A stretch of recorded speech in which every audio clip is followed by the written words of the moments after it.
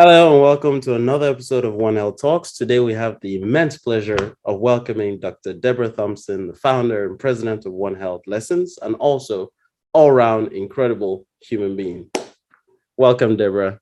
We can start with a bit of your background, a bit of information about what you're doing at the moment, and then we push on to other things. So you have the floor. Well, thank you, Julian, for this invitation to be here. I've been a big fan of IRT for a while, so kudos to you. And you make me shy with that introduction, so well But done on that. it's needed.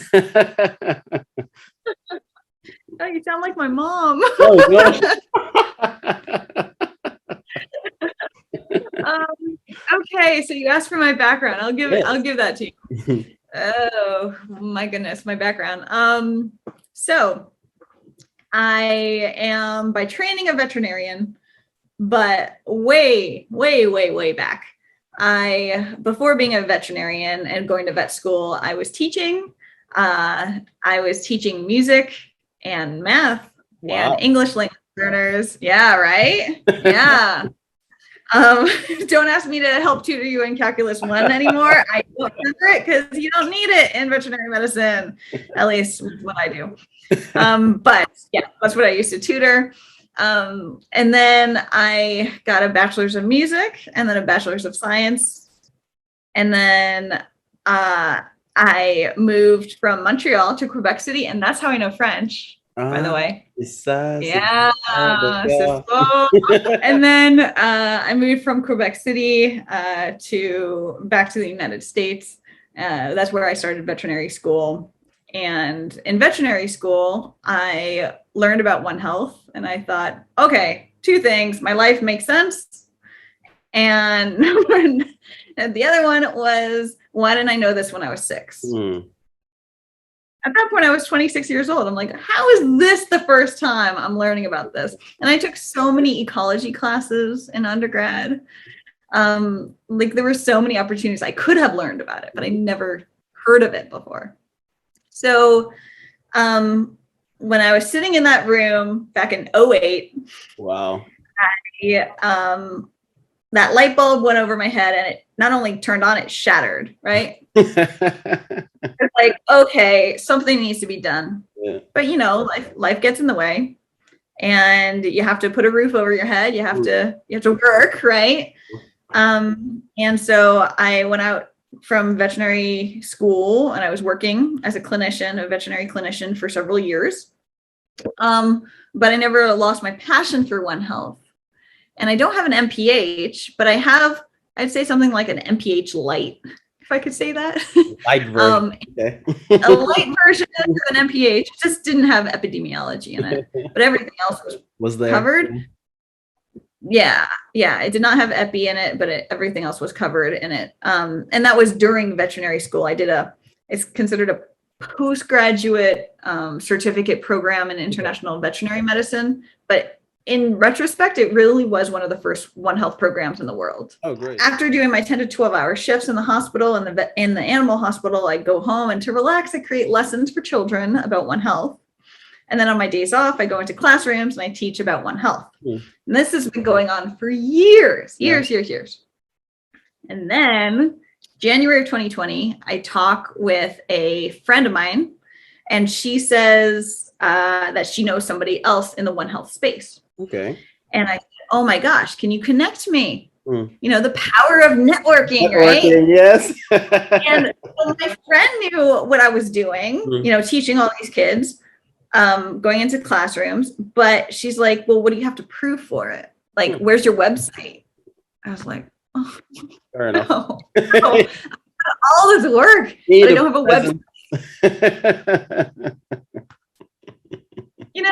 You're busy, right? It's always on the bottom of the to-do list. So I said, yeah, the website's in progress. And by the end of that night, I already figured out how to get a website. Oh, wow. That was a good kickstart. And the website, onehealthlessons.com, was launched on May 1st of 2020. Within the first month alone, the lessons that are on there had been starting to be translated into 10 languages. Right now, we're at 88 languages.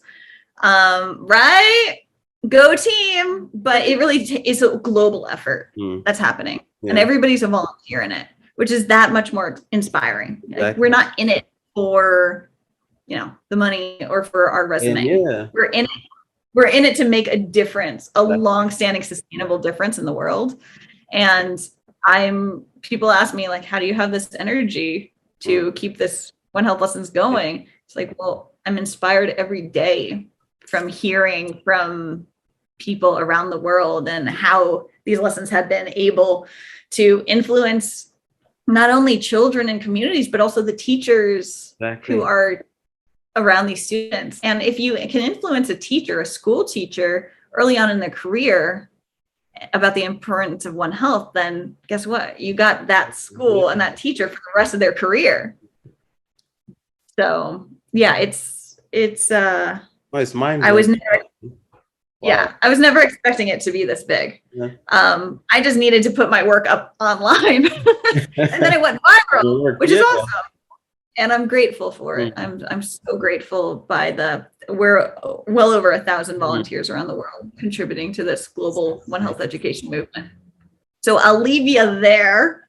You can ask me about the policy work that I did and the consulting work and all the other things if you want to, but I'll stop there. I spoke too much. So how does, you told us how you got into One Health, you explained what you're working on right now. And so what's there for the future? What's your plan for the future? Depends on what the world can provide, right? Yeah. So people ask, what's the 1 year plan? Okay, number one, a year and a half ago when we started, I was not expecting 88 languages to be in process for the translation. But I do intend to have more lessons up there, and we just launched, if you're okay, drum roll, some breaking news. On onehealthlessons.com, we have now, under the COVID section, we have a lesson that is for 10 to 14-year-olds and another lesson for 14 to 18-year-olds about the COVID vaccine. And it's not just about the vaccine, it's about the science behind the vaccine. And get this, Julian, get this. It's about the woman behind the science of the vaccine. Oh. The woman behind the science of the vaccine. That is gold, literal gold, right there.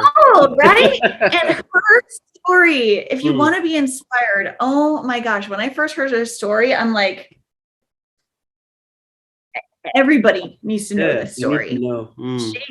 She has gone through decades of hardship, and she never gave up.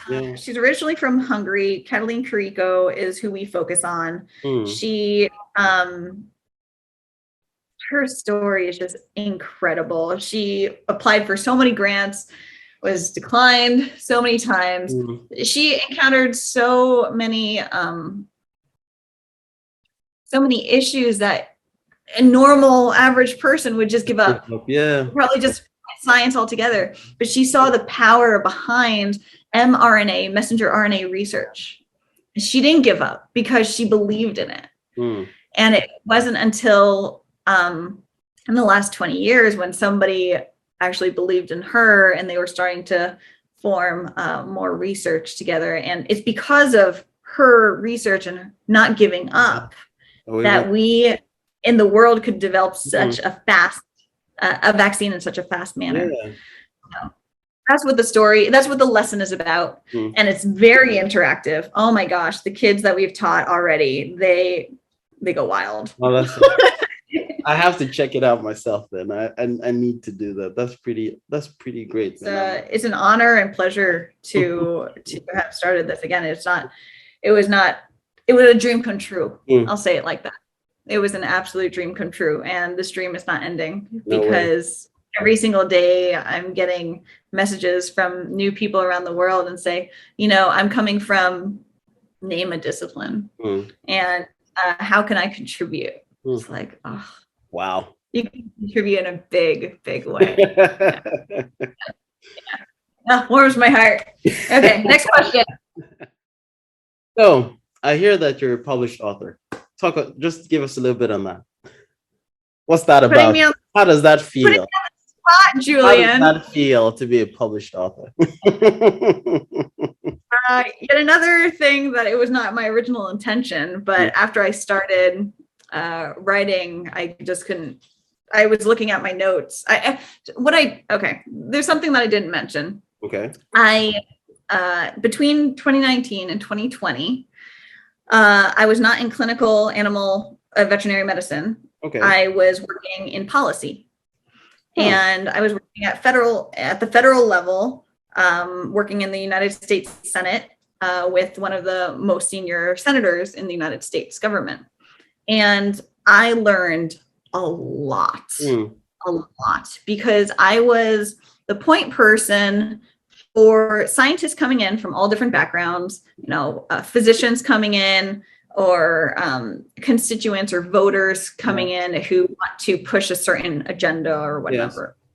Yes. And sometimes there are scientists that come in, they explain what they want, and then they leave.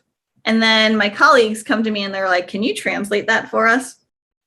Because the professional jargon, the things that they say, nobody, Oh, there's a wall here. There's a wall.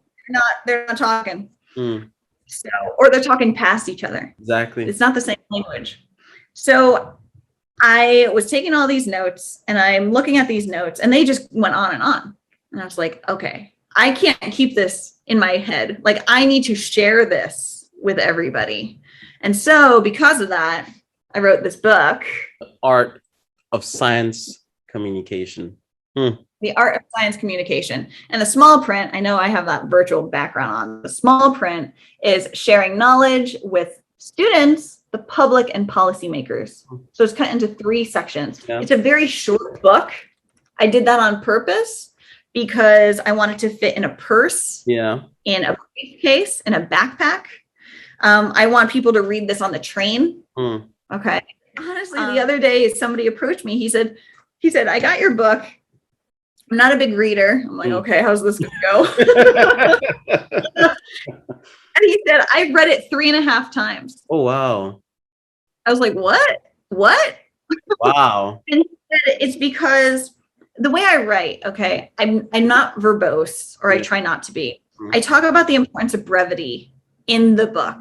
And I think it would be very foolish of me to write over 100 pages. Brevity. Brevity?